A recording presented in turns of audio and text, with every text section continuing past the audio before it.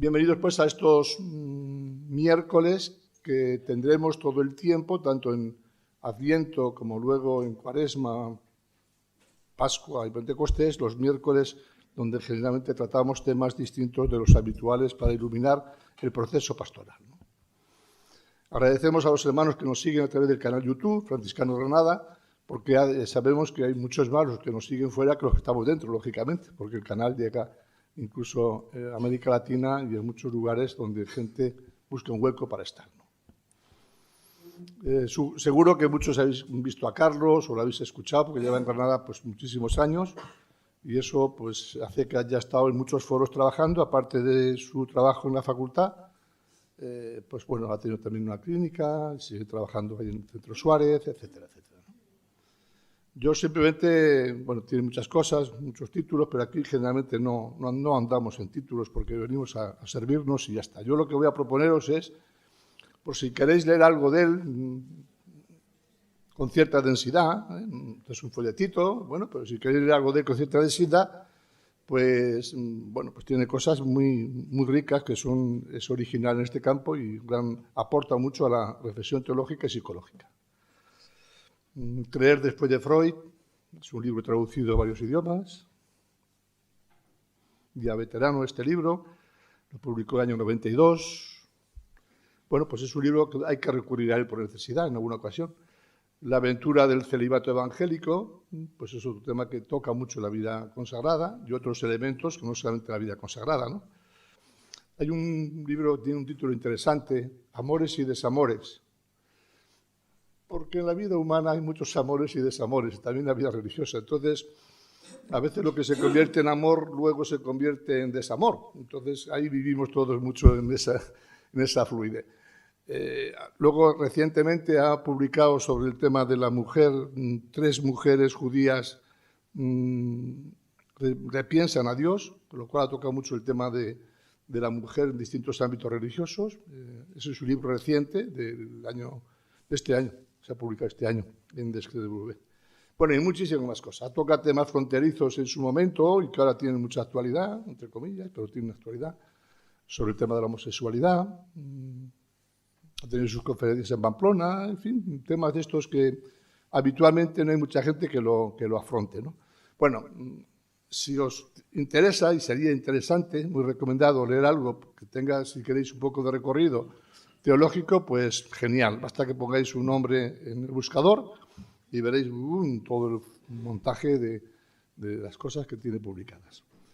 Está en casa, estamos en casa y vamos a escuchar su conferencia. Después tenemos un rato de diálogo en torno a lo que nos vaya comentando y, como bien sabéis, tenemos un límite. Es decir, el límite es que a las 10 de la noche todo más, este asunto se cierra y si acabamos antes, pues antes, ¿no? Así que, Carlos, una vez más, gracias. Estamos muy contentos de que estés con nosotros una vez más. Y aquí tienes un grupo de gente, pues bueno, de procesos distintos de crecimiento de la fe, de grupos distintos de adultos, de animadores de comunidades, de agentes de pastoral, bueno, en general, pues gente que estamos intentando vivir el reino de Dios, no sin dificultades, pero con mucha pasión. Gracias, y todo para ti. Muchas gracias a ti, Sebes, por la invitación, por la presentación que trasluce lo que realmente hay, que es cercanía, amistad y hermandad.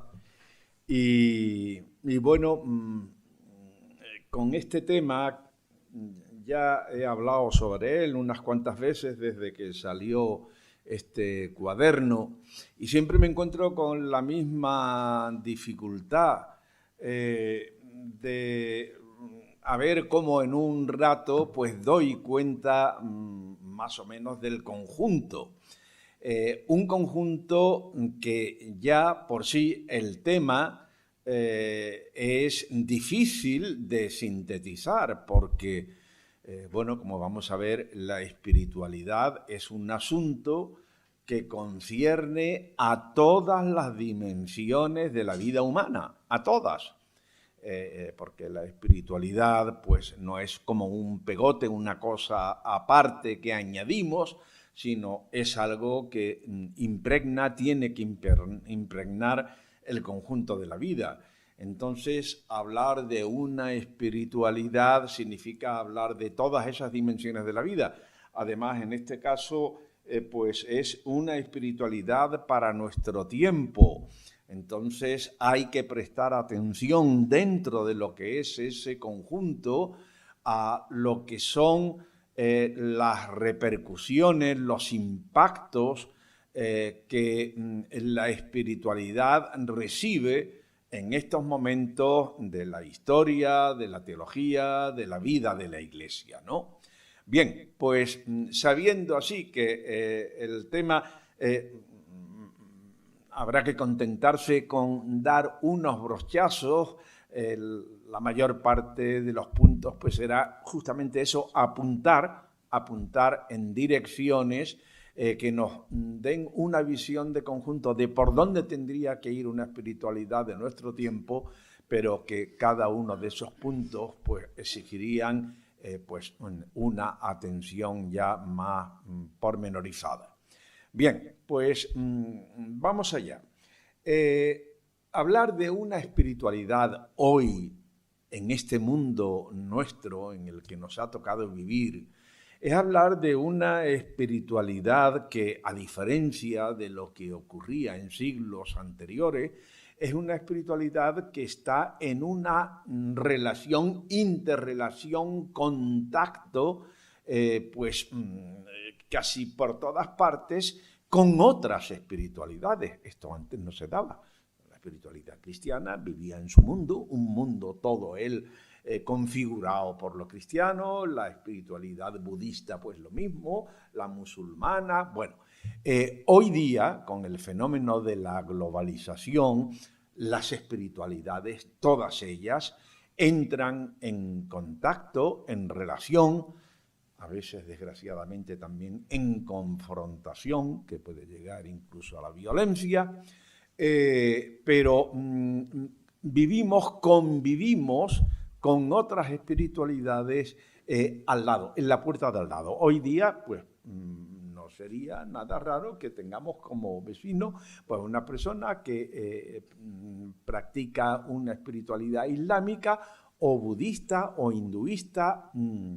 Bueno, entonces este fenómeno de lo interreligioso, que como digo es nuevo, nos plantea la cuestión necesariamente del diálogo, del encuentro, con todo lo que ese diálogo y ese encuentro tiene de posibilidad de enriquecimiento desde otras sensibilidades culturales, desde otros modos, otras tradiciones de siglo. Pues imaginen la tradición milenaria que hay en las espiritualidades orientales, en el budismo, en el hinduismo, no tanto, pero también en el islam, en el judaísmo.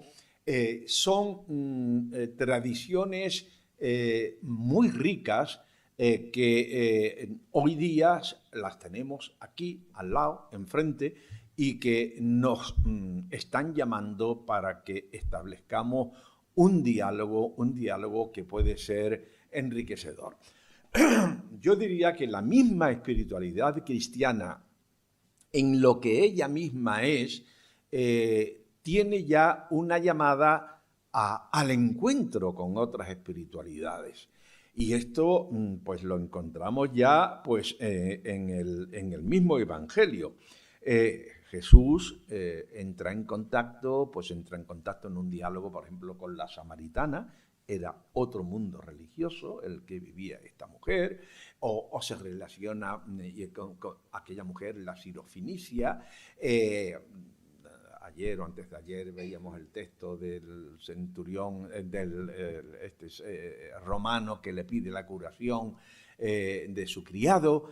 En Jesús hay ya una llamada a entrar en contacto, a abrir puertas, a entrar en relación, ¿no? Bien, por otra parte, tenemos ese texto fundamental de Mateo 25, el juicio final, donde de alguna manera ahí se nos está diciendo que es la praxis solidaria, la apertura al otro, la atención al otro, la acogida al otro, es lo que va a determinar fundamentalmente, esencialmente, la salvación. Fui forastero y me acogiste, y no se le pregunta a qué espiritualidad o a qué confesión religiosa pertenecía.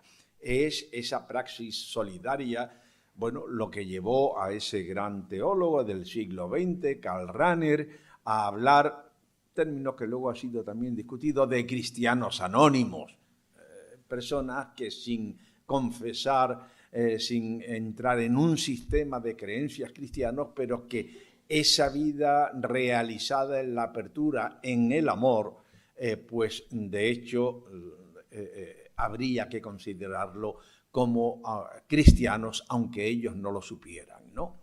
Bueno, esto por una parte, el encuentro, el diálogo, la posibilidad de enriquecerse. Qué duda cabe cómo muchos cristianos se han enriquecido y se enriquecen con métodos de contemplación, de oración, de meditación, procedente de otras espiritualidades. Pues no sé, por ejemplo, en el Centro Suárez, donde yo suelo pasar las tardes, allí desde hace ya muchos años, todos los jueves, hay un grupo Zen que hace oración, contemplación, meditación dentro de esta metodología budista, ¿no? Metodología, porque lo hacen allí delante de un icono con un rostro de Cristo. Son cristianos enriquecidos con una sensibilidad y unos métodos de oración que les ayudan en su fe cristiana. Sin embargo, yo quiero poner aquí un toque de atención,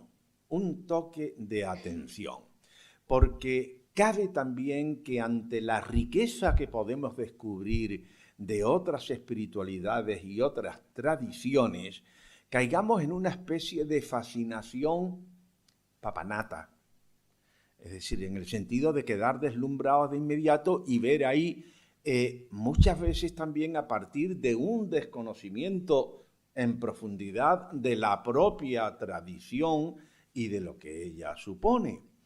Fíjense, para mí algo que me ayuda a pensar en este sentido de cautela es que el cristianismo en sus inicios tuvo el coraje, la valentía de lo que hoy llamamos inculturarse, es decir, adaptarse, adoptar esquemas de pensamiento, lenguaje, de todo lo que era el mundo grecorromano, a donde se sentía llamado a proclamar el Evangelio.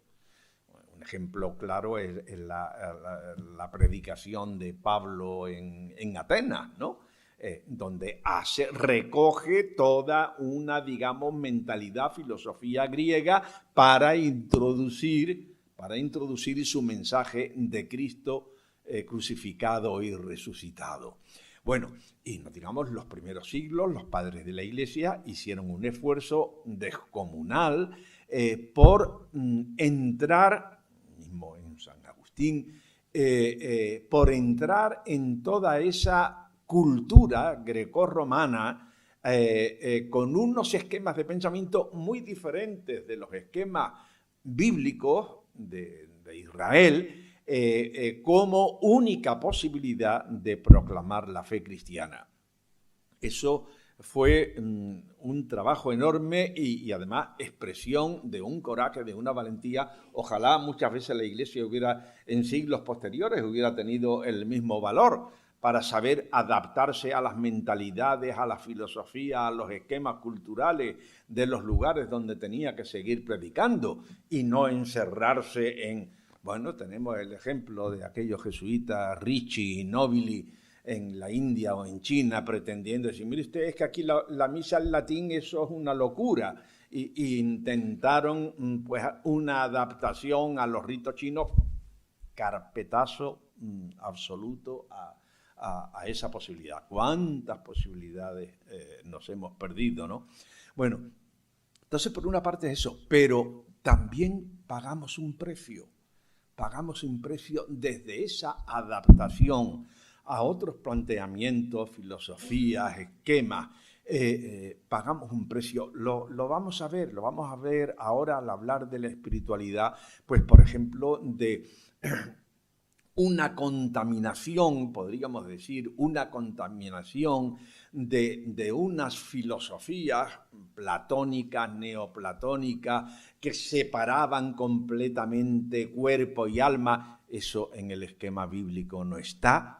Es una única realidad y no ese dualismo cuerpo-alma, el mundo de los ideales allá arriba, muy claramente diferenciado lo ideal de lo espiritual, de lo material. Bueno, pagamos un precio del que tenemos que hablar porque tenemos que repensar que esos esquemas no eran auténticamente bíblicos y cristianos. Pagamos un precio. Fue necesario hacer esa traducción del mensaje a las categorías grecorromanas, pero pagamos también un precio que todavía lo estamos pagando. Algo parecido podría ocurrir hoy también en este encuentro con otras tradiciones espirituales. Y de hecho me parece que ocurre.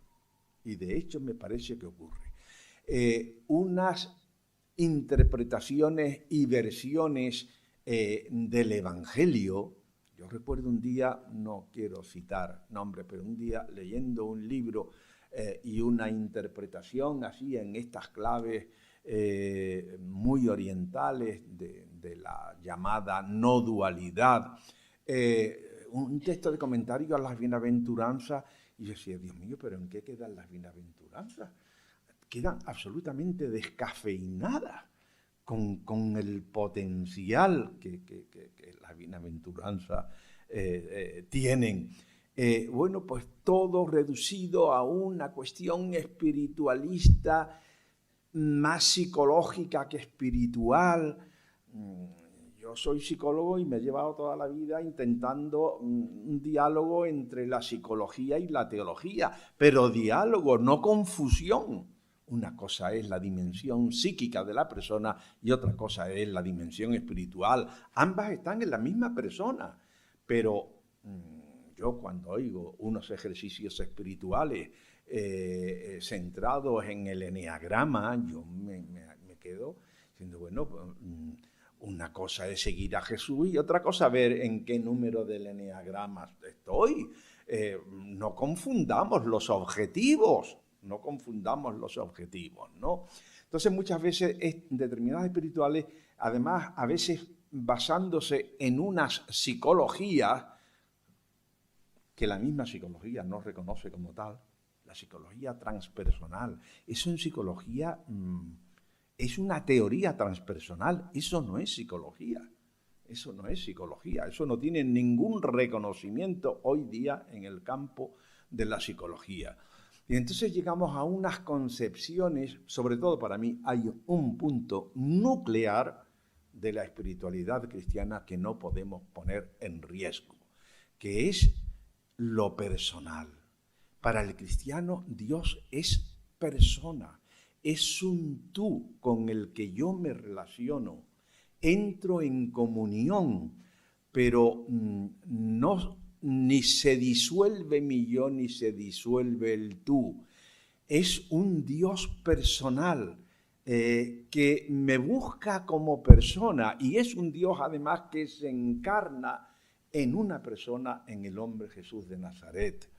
Entonces, el concepto de persona es de las grandes riquezas, no diría de la teología, sino del pensamiento occidental, que a pensadores orientales muy importantes les ha interesado mucho y han visto ahí, y nosotros a lo mejor sin captar la riqueza y el valor que tiene ese concepto de persona, de autonomía, de subjetividad, podemos ponerlo en peligro en unas concepciones de Dios y de la relación con Dios que difuminan completamente este asunto que creo que es capital dentro de la fe cristiana.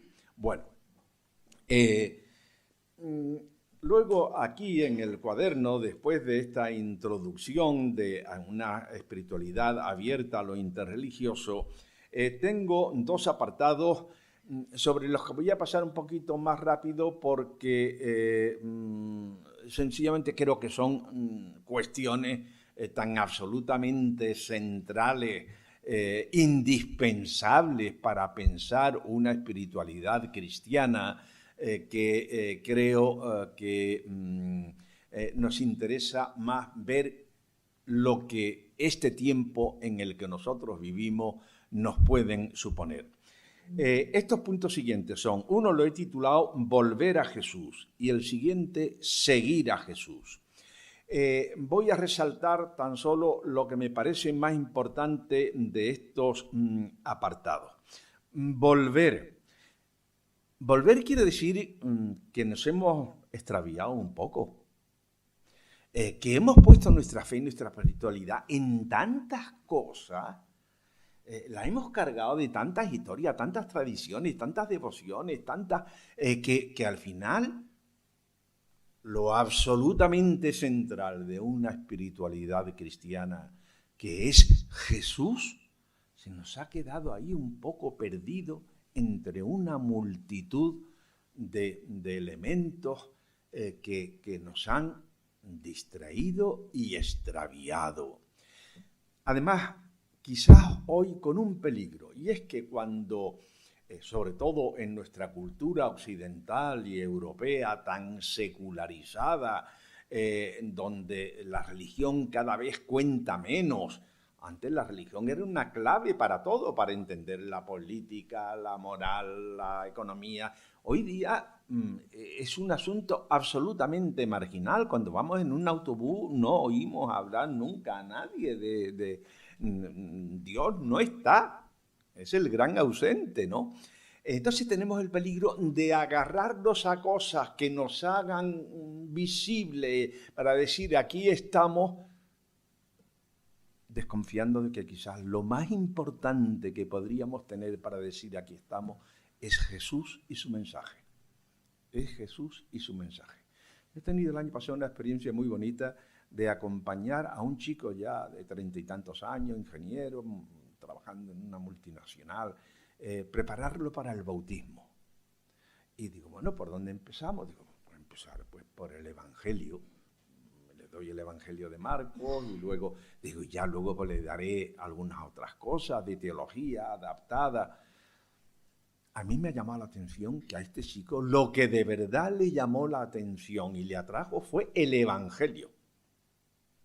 Más que otros teólogos que yo le di luego así. No, la persona de Jesús. Leer el Evangelio de Marcos y ver cómo Jesús se relacionaba con la gente, cómo rompía fronteras, cómo se presentaba con esa libertad, con esa... Eso.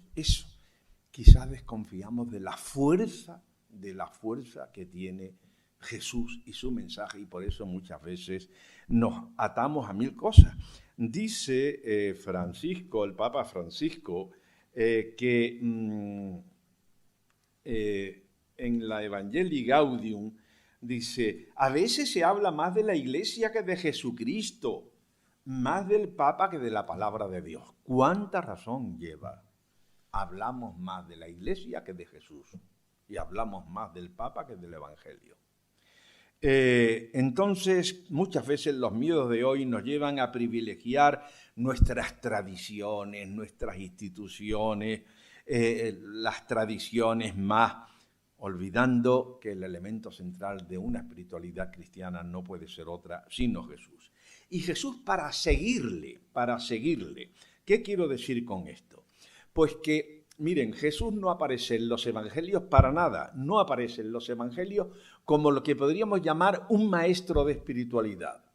Ha habido muchos a lo largo de la historia y además han podido hacer mucho bien, maestros de espiritualidad, pero esa, cuando leemos el evangelio, esa no es la imagen. Jesús no elige una serie de discípulos para apartarse con ellos y llevarlos a un centro de espiritualidad y adiestrarlos en técnicas de oración, de contemplación. Solamente cuando se le pidieron, enséñanos a orar, le enseña la que tendría que ser absolutamente el centro de todas nuestras oraciones, el Padre Nuestro. Entonces, no, Jesús convoca a un grupo de hombres y mujeres para iniciar una proclamación que Él va a llamar el reino de Dios y que es un empeño por transformar esta realidad en la que vivimos, transformarla en una realidad de fraternidad, porque todos tenemos un único Dios que es nuestro Padre. Y un Padre que, como también hoy Francisco insiste tanto, los quiere a todos, todos, todos. Fue uno de los motivos de escándalo de Jesús, como todos los publicanos, que son unos indeseables que no ponen el pie en la sinagoga, las prostitutas, ¿cómo va a ser eso? Todos, todos, todos, todos. Ese es Dios, que hace salir el sol sobre buenos y malos y hace llover sobre justos e injustos. Bueno, Jesús llama para un proyecto histórico que se tiene que realizar aquí en esta historia, en este mundo que tendrá su culminación última en el más allá. Pero esa vida, decimos la vida eterna, y la vida eterna pensamos en la vida del más allá. No, Señor, en los evangelios la vida eterna es la vida que comienza aquí, es una vida que se inicia aquí y que no tiene fin, por eso es eterna. Pero es una vida que tiene que empezar a realizarse, a tomar cuerpo aquí, y tomar cuerpo pues a partir de lo que son los valores de Jesús, los valores del Evangelio, los valores de la bienaventuranza. Jesús no fue, como digo, un gurú. También de esto nos habla Francisco en la Laudato Si, dice, no aparecía como una asceta. Juan Bautista sí, se fue al desierto, se comía y se vestía y predicaba. No, Jesús no, ni se vistió de modo distinto a todos los demás. Es más, criticó a los que se vestían de modo diferente para diferenciarse, claramente. Se vestía como uno más, iba por las calles, por los pueblos, por las ciudades, proclamando que el reino de Dios está aquí en medio de vosotros. No aparecía, dice Francisco, como una asceta separado del mundo o enemigo de las cosas agradables de la vida. Refiriéndose a sí mismo expresaba, vino el Hijo del Hombre que come y bebe y dicen que es un comilón y borracho. Estaba lejos de las filosofías que despreciaban el cuerpo, la materia y las cosas de este mundo. Entonces, por eso el Papa Francisco señala dos errores, yo creo que son permanentes en la historia del cristianismo. En definitiva, son el error de los espirituales descomprometidos o de los militantes sin espíritu. Son los dos errores. El reto que tenemos es articular esas dos cosas. Por una parte, una relación personal íntima con el Señor, lo que podemos llamar la dimensión mística de la fe, sin tenerle miedo a la palabra mística. Mística es deseo de unión amorosa con Dios, ¿no? Pues por una parte, esa dimensión unitiva con Dios, y por otra parte, que esa dimensión unitiva con Dios me lleve, si de verdad me he unido a Dios, no me puede llevar a otro lado, que es a los demás, que es a comprometerme con los demás, que es empeñarme en el trabajo y en el esfuerzo por cambiar esta realidad que lo necesita tanto. Dice, una vez más, Francisco en la Gaudete et Exsultate, dice, lamento que a veces las ideologías nos lleven a dos errores nocivos. Por una parte, el de los cristianos que separan estas exigencias del Evangelio de su relación personal con el Señor, de la unión interior con Él, de la gracia. Así se convierte el cristianismo en una especie de ONG, quitándole esa mística luminosa que también vivieron y manifestaron San Francisco de Asís, San Vicente de Paúl, Santa Teresa de Calcuta y otros muchos. a estos grandes santos ni la oración, ni el amor de Dios, ni la lectura del Evangelio les disminuyeron la pasión o la eficacia de su entrega al prójimo, sino todo lo contrario. El otro error, más adelante, también es nocivo e ideológico el error de quienes viven sospechando del compromiso social de los demás, considerándolo algo superficial, mundano, secularista, inmanentista, comunista, populista, o lo relativizan como si hubiera otra cosa más importante o como si solo interesara una determinada ética o una razón que ellos defienden. Lo de siempre, espirituales allá en la nube, absolutamente descomprometidos con lo que tenemos que cambiar en el mundo, o los que se comprometen convirtiendo su fe en una especie de ONG sin espíritu auténticamente cristiano. Esta espiritualidad de hoy, de nuestro tiempo, me he referido antes al precio que pagamos en esa primera inculturación del cristianismo en la filosofía grecorromana, y que la tenemos todavía metido ahí, esa separación de espíritu y materia, el espíritu y la carne, Como sabemos, este tema del espíritu y la carne hace aparición con fuerza en las cartas de San Pablo, pero hemos desenfocado absolutamente el sentido que tenían para Pablo y que tenían para los primeros cristianos estos términos del espíritu y la carne. El espíritu y la carne no es la materia, la carne es todo aquello que dentro de nosotros se opone a la acción del Espíritu de Dios, del Espíritu de Jesús, del Espíritu del Evangelio. Eso es la carne. La carne es el egoísmo, la carne es el pensar solamente en el propio confort, es el odio, lo que San Ignacio llamaría el mal espíritu. San Ignacio dice que dentro de nosotros está ese buen espíritu y ese mal espíritu que tenemos que estar continuamente intentando discernir. Pues efectivamente el mal espíritu, en definitiva, todo aquello que nos lleva al desamor, eso es la carne. Y el espíritu es todo aquello que nos impulsa a vivir conforme al mensaje de Jesús. Hoy, nuestro mundo de hoy, nuestra cultura de hoy es ya completamente ajena a esa dicotomía dualista de cuerpo-alma.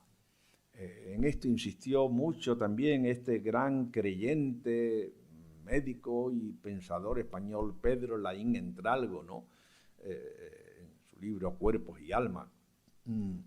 Por eso decía él, no creemos en la inmortalidad del alma, creemos en la resurrección de los muertos. Eso del alma es filosofía griega. Creemos en la resurrección de los muertos.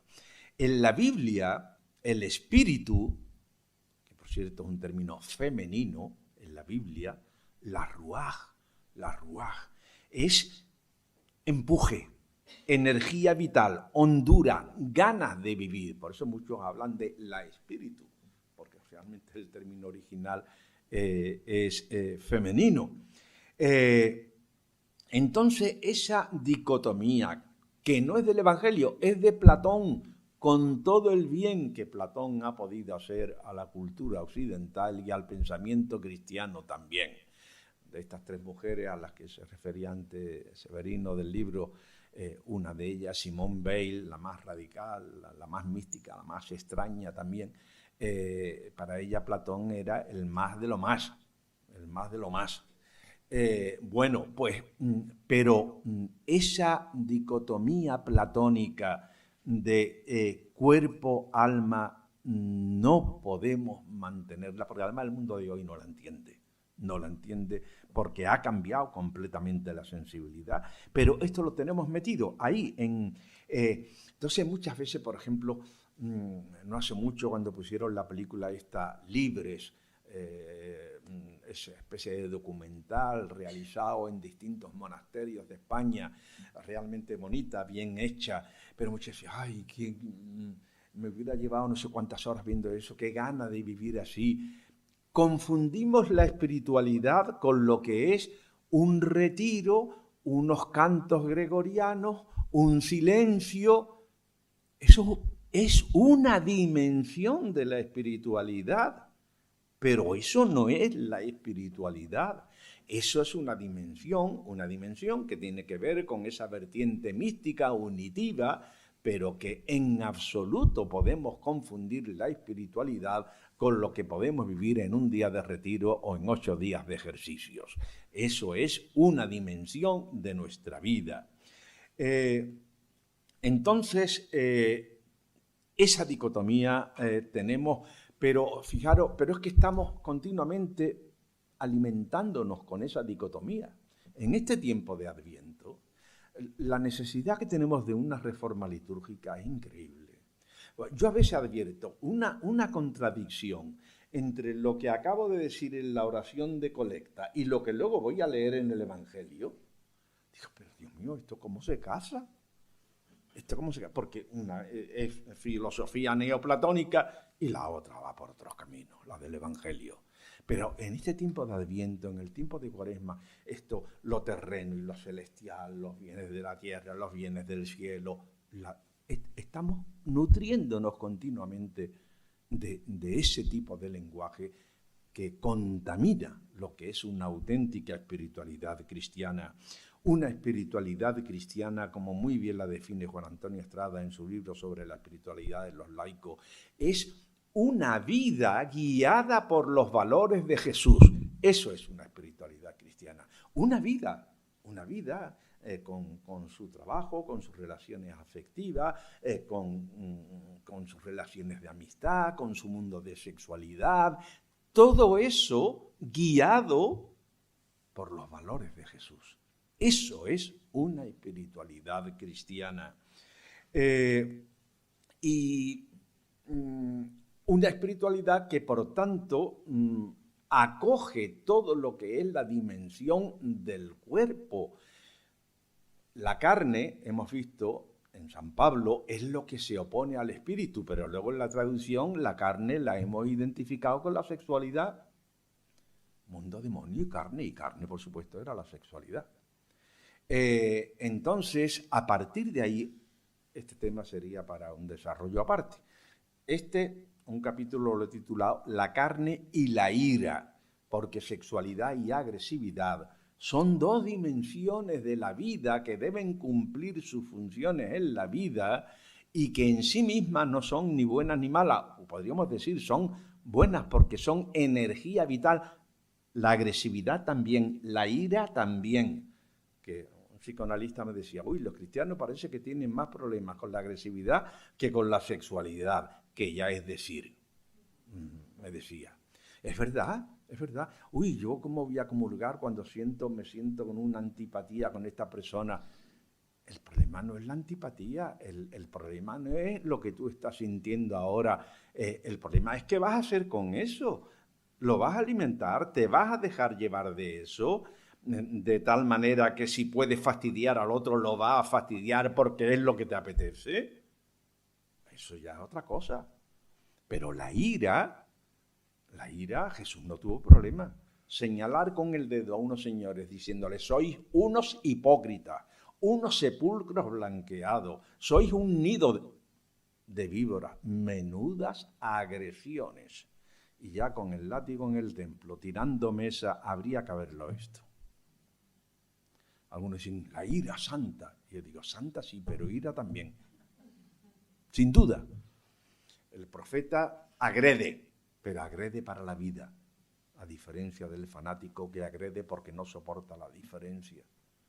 Entonces, Sexualidad y agresividad, además, son dos cosas que inmediatamente, aquí la psicología tendría mucho que decir, inmediatamente desencadenan la culpa. Hemos vivido también una espiritualidad ennegrecida por los sentimientos de culpa, por todas partes. Podríamos contar las veces que en la liturgia de la Eucaristía aparece la palabra pecado. Una vez y otra vez y otra vez.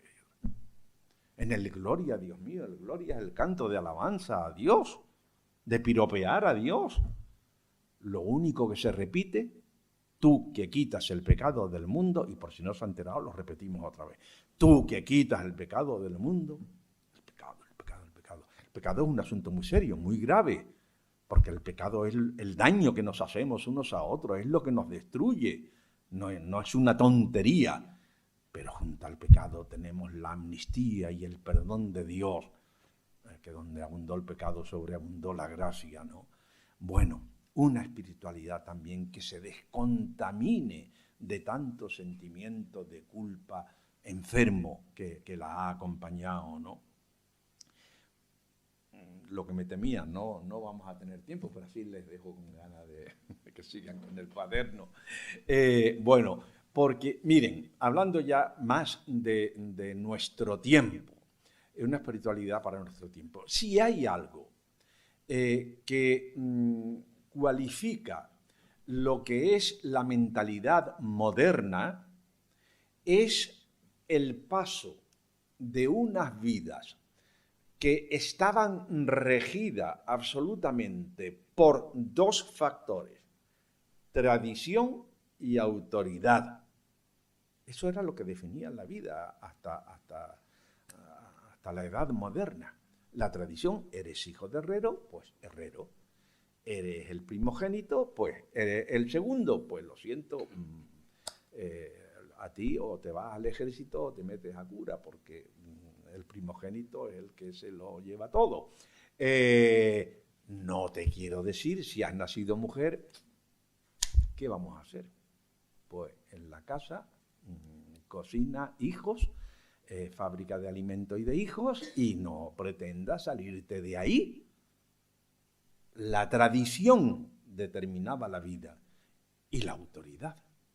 La autoridad del rey, la autoridad del papa, la autoridad del amo, la autoridad.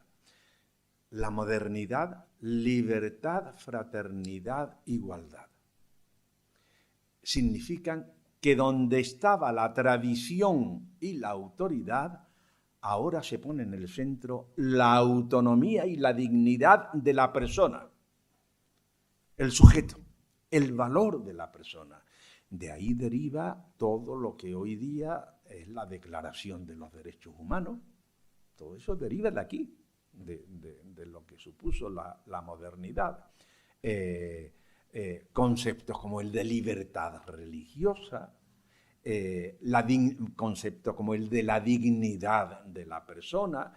Entonces, ahora el sentido de la vida no viene marcado por la tradición y la autoridad, sino que el sentido de la vida es algo que cada sujeto tiene que plantearse qué sentido quiere darle a su vida dentro de las circunstancias de vida en las que le ha tocado vivir. El valor del sujeto, del individuo, de la persona, eso es lo que se pone en el centro a partir de la modernidad. Esto tiene que tener una repercusión fundamental dentro de la espiritualidad cristiana de nuestro tiempo.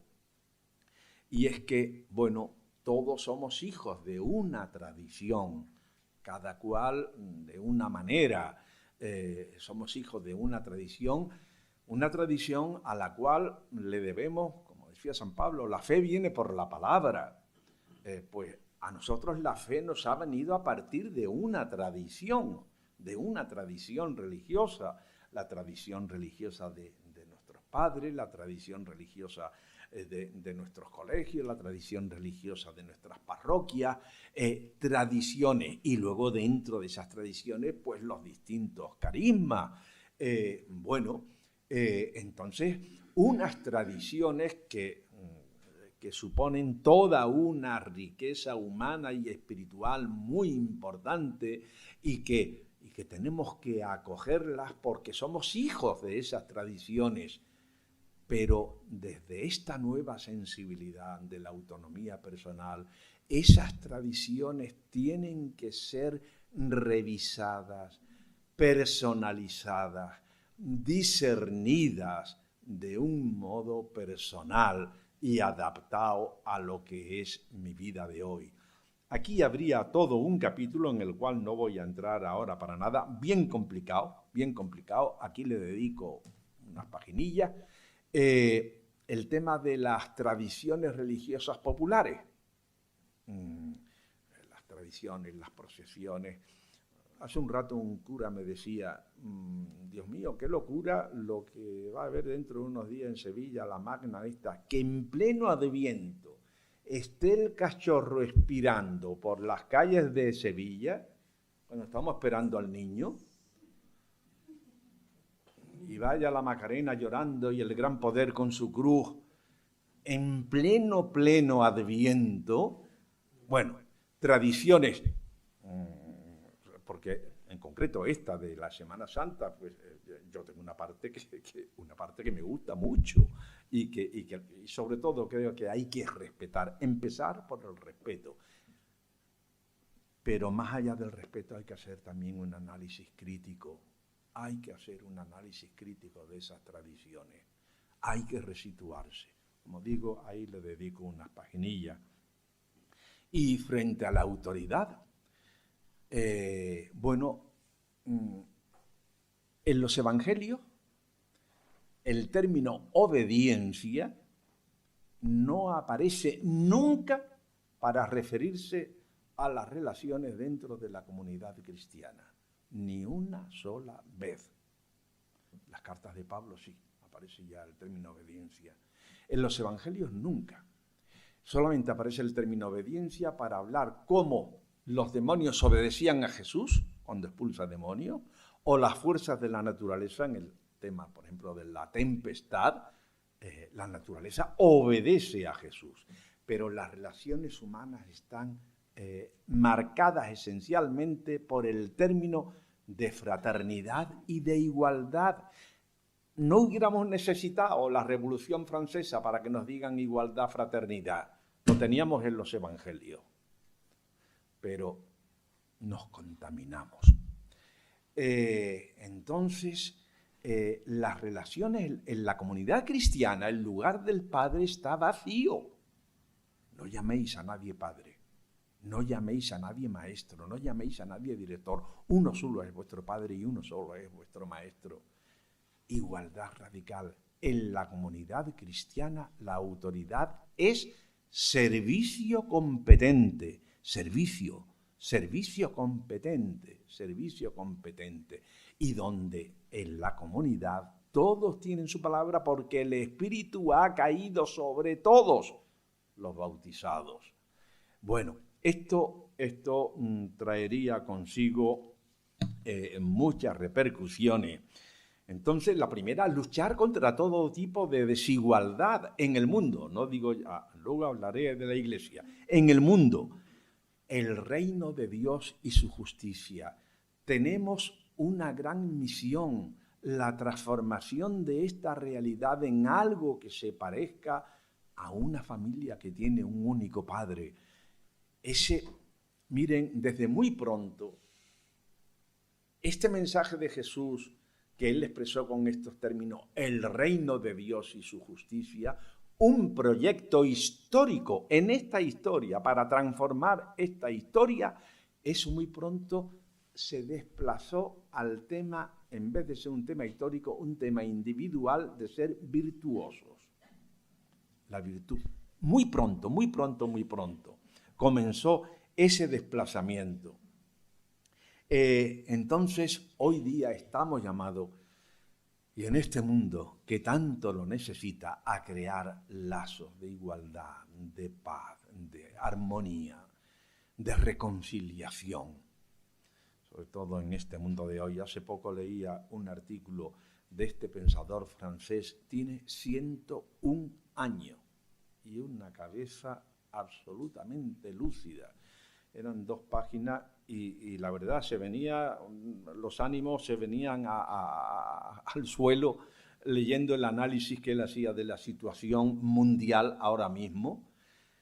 Y al final, él no es creyente, pero al final decía, si hay alguna salida es crear redes de resistencias comunitarias. Ahí tendríamos que estar, presentando ante el mundo una alternativa a los modos de relación que hay, que son de opresión, de dominio, de esquilmar, de corrupción, presentar una alternativa en nuestro mundo.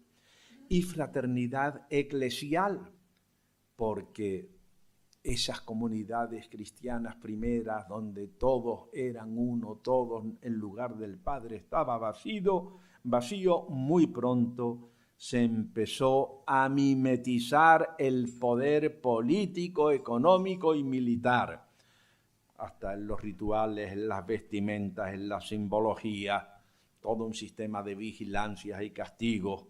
Empieza muy pronto la prominencia de los presbíteros, de los obispos, y ya en el imperio, pues en el imperio romano, empezamos a mimetizar todo un sistema monárquico que va ganando cada vez más terreno.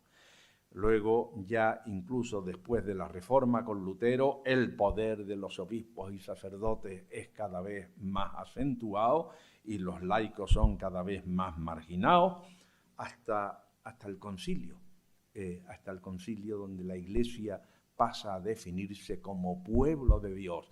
¿Qué resistencias hoy? Resistencias hoy a que efectivamente la Iglesia sea este pueblo de Dios. Y un amigo me decía, el Papa Francisco es profundamente anticlerical. Creo que es verdad. Las críticas más duras que ha hecho el Papa Francisco en sus discursos han sido al clero, al colegio cardenalicio, a este ambiente clerical de medrar, de subir, de rivalidades, de luchas de poder, de el clericalismo, una élite espiritual narcisista y autoritaria. Bueno, pues la sinodalidad que ha quedado en lo que ha quedado. Igualdad de género. La revolución más grande que ha habido en el siglo XX ha sido la revolución de la mujer. Sin duda, más que el marxismo, que acabó como acabó. La revolución de más calado, que ha supuesto una mayor transformación en la vida, ha sido esta. Bueno, nosotros cristianos tenemos los mejores motivos para ser feministas. Los mejores motivos. Porque, miren, la actitud de Jesús con la mujer se puede resumir en esto, en que la mujer que tenía, y ha seguido teniendo y sigue teniendo todavía en muchos lugares, la condición de objeto, el sujeto era el varón, la condición de objeto que calla y que está al servicio, pues convertirla en sujeto, oyente de la palabra. Una serie de mujeres le seguían. Lucas en el capítulo 8 da el nombre de algunas de ellas que iban con él de pueblo en pueblo. Oyentes de la palabra con la samaritana. La samaritana en el Evangelio de Juan es la primera que proclama que Jesús es el Mesías. Pues en oyentes de la palabra y proclamadoras de la palabra, el mensaje central de nuestra fe, la resurrección, son las mujeres, las primeras a las que se le da. Y Pedro se entera por las mujeres. Todo un cambio, pero empezamos. Hubo diaconisas, que haya ahora que después del sínodo no se haya podido llegar a esto y que todavía haga falta una comisión que siga estudiando a ver si las mujeres pueden ser diaconisas, cuando en el Nuevo Testamento nos están hablando allí de diaconisas. Una comisión, si basta leer los Hechos de los Apóstoles. El tema de la ordenación de la mujer. Hay quien dice que hay algunos documentos donde alguna mujer preside la Eucaristía, no sé, pero ciertamente es un tema abierto, que en absoluto se puede dar por cerrado. Pero hay algo más importante de que la mujer pueda decir misa o no, es que tenga capacidad de influir en la Iglesia, siendo presbítera o no, pero que tenga una voz y un voto. Que en el sínodo haya habido unas mujeres con voz y voto, ha puesto nerviosos a muchos. Que en una mesa estén los señores cardenales y enfrente una mujer que tenga voz y voto como él. Notician los periódicos que un grupito de mujeres han participado. Dios mío, que eso sea noticia. Cuando las mujeres en el campo político, en el campo económico, empresarial, hasta militar, y que sea noticia que unas mujeres tienen voz y voto en una asamblea cristiana, igualdad de género, hay que luchar para eso. Y ya lo dejo aquí, nos quedan dos puntos que solamente lo doy el título. La ecología, el cuidado del planeta, de la naturaleza, sentir que Dios está presente, como decía para mí el texto más bonito de San Ignacio, la contemplación para alcanzar amor, que es darse cuenta de que Dios palpita en la naturaleza, vegeta, dice San Ignacio, Dios se encuentra en las plantas vegetando, en los animales sensando, en el hombre dando a entender. No hay nivel de la naturaleza donde Dios no esté palpando. San Ignacio Viejo dicen que en Roma, allá con su bastón, paseando por el jardín de la casa, le daba a la florecilla, le decía, callad, callad, que ya sé lo que me queréis decir. La naturaleza hablando de Dios. La naturaleza hablando de Dios. Y el último punto, que creo que es otra laguna importante en la teología y en la espiritualidad, que es el tema de la belleza. La belleza es una puerta de acceso y de encuentro con Dios. Yo creo que el placer estético que podemos experimentar ante una puesta de sol o los colores del otoño, a esa experiencia le tendríamos que llamar muy bien consolación, con el término clásico de la espiritualidad, porque es un camino, es una puerta. Esto Simone Weil lo tenía muy claro también. Decía ella, la desdicha y la belleza son las dos puntas por las que penetramos mejor en el misterio de Dios. Pues muchas gracias por la atención y... Si queréis preguntar algo, primero damos un aplauso, ¿te parece?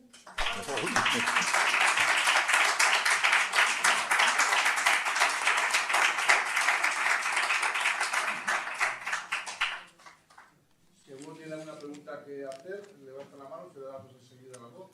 Poner la mejor voz al servicio de la comunidad para que pueda oírse bien y sobre todo para que pueda seguirse a través del canal durante esta semana, ¿vale? Pues vente por aquí. Yo como me tengo que ir, solamente lo quiero felicitar, darle la enhorabuena por su amplitud de mente, que tiene una amplitud que vale la pena que la escuchemos todos, porque es muy de jesuita. Bueno, muchas gracias. Es muy de jesuita, porque yo he estado muchos años, varios años estudiando con jesuita y desde luego me la he recordado, por eso he venido, precisamente. Bueno, muy bien, muchas gracias. Enhorabuena. Yo quería decir que es una pena que la Iglesia no se oiga más voces como la tuya, porque ciertamente es un poco, digamos, mensajes revolucionarios sobre todo cuando vino en el tema de la Iglesia actual, que realmente se ha perdido un poco más. Bueno, preguntan por aquí que sería muy importante que lo oyeran los cristianos para que la Iglesia actual se pusiera más al día respecto de la reflexión de cómo vivir en el Espíritu en el momento actual. Sí, yo creo que sí, gracias a Dios hay muchas voces y se van levantando por muchas partes y desde hace tiempo. Bueno, yo aquí lo que hago es hacerme eco de esas otras muchas voces que me han ido llegando a lo largo de mi vida. Y voces que tienen que estar repartidas entre todos.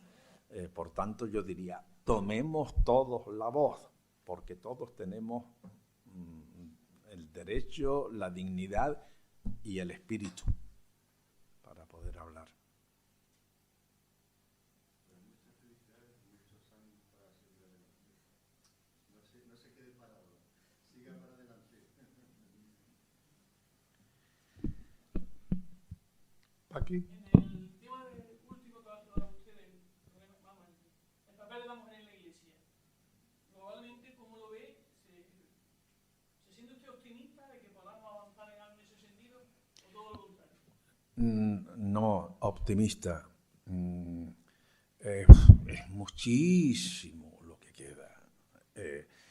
Desgraciadamente figuramos muchas veces como la institución más machista en la sociedad occidental. Por lo que decía antes, la política, hasta en el ejército, en la empresa, pues, hoy día, bueno.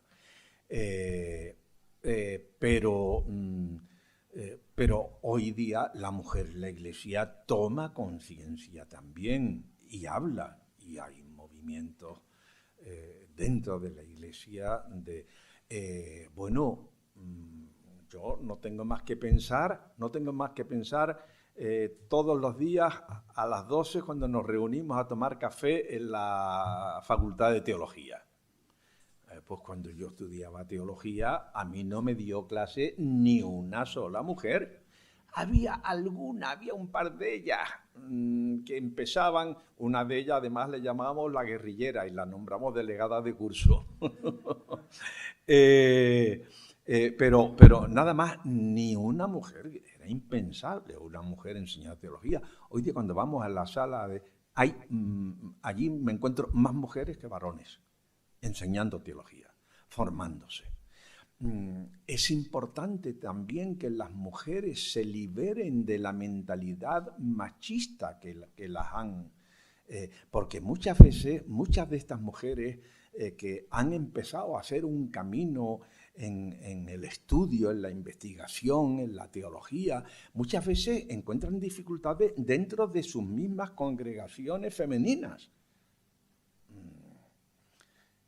Entonces, eso es terrible. Yo recuerdo hace ya años, un verano que estuve en Estados Unidos y en Los Ángeles, recuerdo, había en el seminario de Los Ángeles, había allí una congregación religiosa femenina cuyo carisma era la enseñanza y estaban allí, pues, lavando los platos, limpiando los cuartos de los seminaristas y los curas.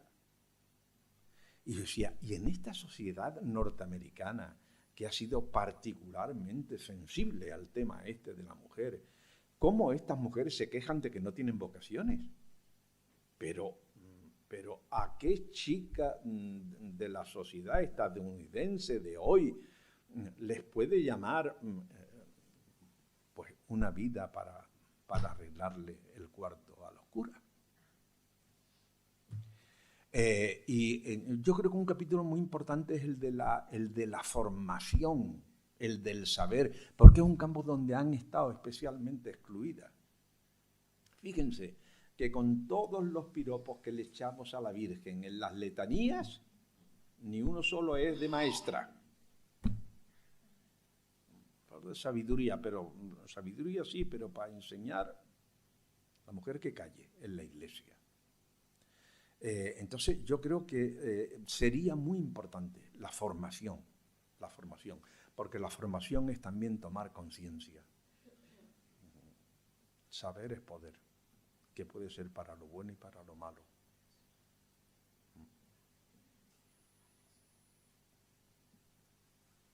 ¿Ya? José Luis.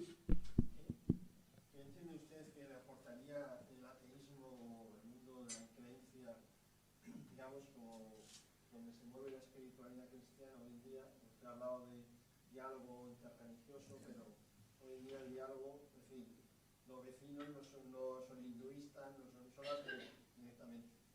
Entonces, ¿eso que le aporta, que, digamos, cómo se contrasta esa espiritualidad cristiana en este mundo ateo en el que vivimos?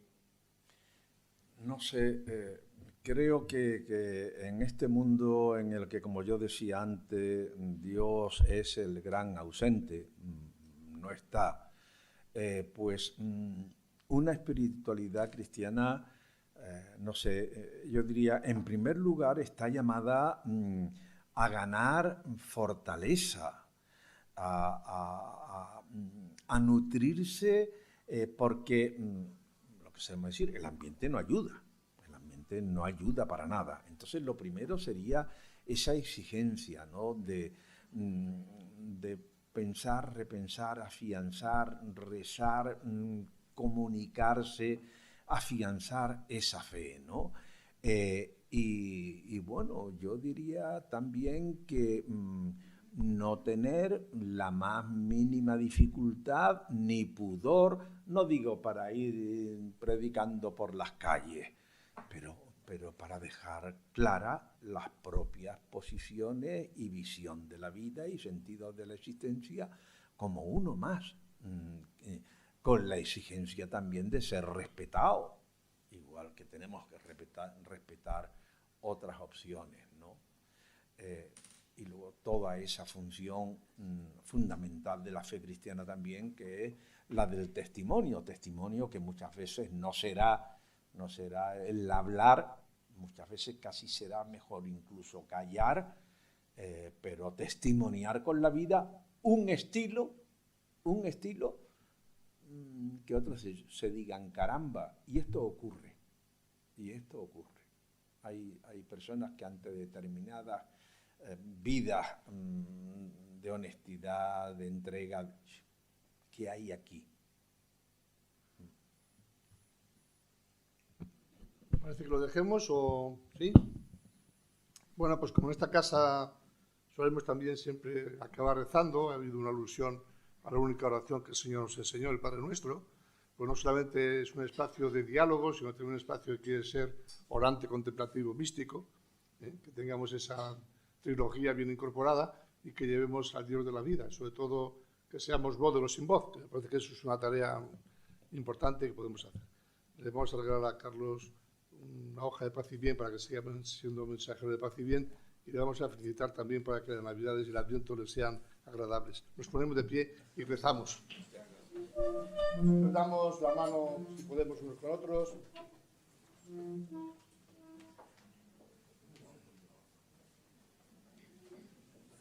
Gracias por la rapidez, la práctica de maestros. Bueno, pues llenos de alegría porque somos en verdad hijos de Dios en este tiempo de Adviento, tiempo de espera y de esperanza, nos dirigimos al Padre común diciendo: Padre nuestro que estás en el cielo, santificado sea tu nombre. Venga a nosotros tu reino. Hágase tu voluntad en la tierra como en el cielo. Danos hoy nuestro pan de cada día. Perdona nuestras ofensas, como también nosotros perdonamos a los que nos ofenden. No te dejes caer en la tentación y líbranos del mal. Amén. Convocamos para el próximo miércoles, donde presentaremos la última encíclica del Papa en este mismo lugar, a las 8:30. Nos acompañará nuestro hermano Francisco Pérez.